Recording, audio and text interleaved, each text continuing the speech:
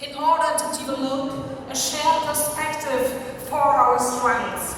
And this is urgently necessary because our governments are steering us into an era characterized by rearmament, by war, by climate collapse, by dismantling the social welfare, and by authoritarianism.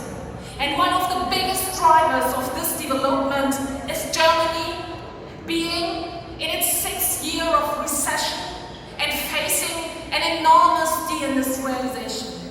And almost the entire world is turning away from Germany with its double standards and the unbearable solidarity with the Israeli government.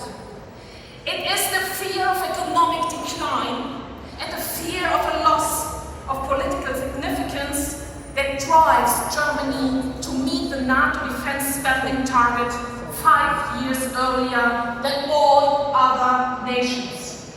It is this fear that prompting Germany to build the largest army in all of Europe.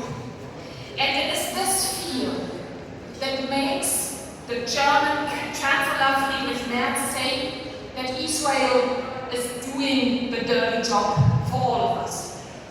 Our governments are steering us into a new era of lawlessness, and it's becoming increasingly clear that Gaza was not the exception, Gaza was the blueprint. And whoever does not respect international law does not respect labor and trade union rights either. The politicians in Germany who refuse to classify the attack on Iran as a violation of international law are the same ones who want to abolish the 8-hour workday or rise the retirement age. What we currently witness across Europe is this: the massive military buildup is to be financed by our pensions, by our healthcare system, by our schools. Our governments have fired up the chainsaws, and we must switch them off and consign them to the dustbin of history.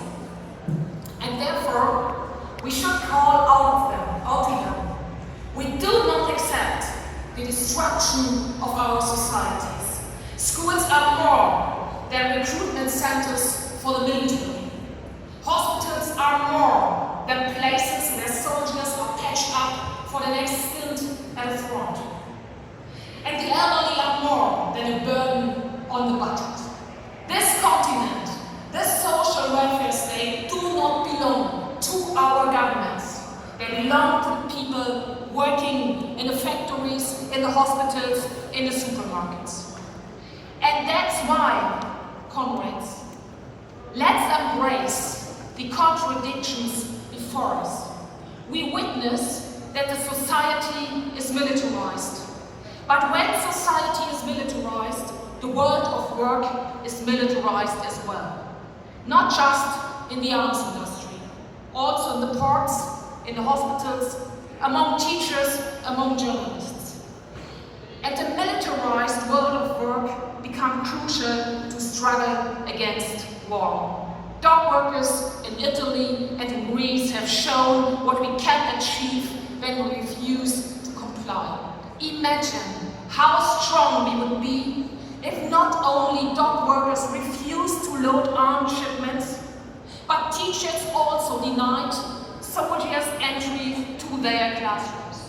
Or if nurses declared they would treat gunshot wounds and burns only on the condition that soldiers were sent home to their families rather than back to the front. Just imagine that it shows. Just imagine that, comrades, it shows that we can throw a wrench in the gears of the war machine if we refuse to play along, and that's why our most important task is to build a strong anti-war movement with deep, deep roots in the workers' movement. Thank you so much.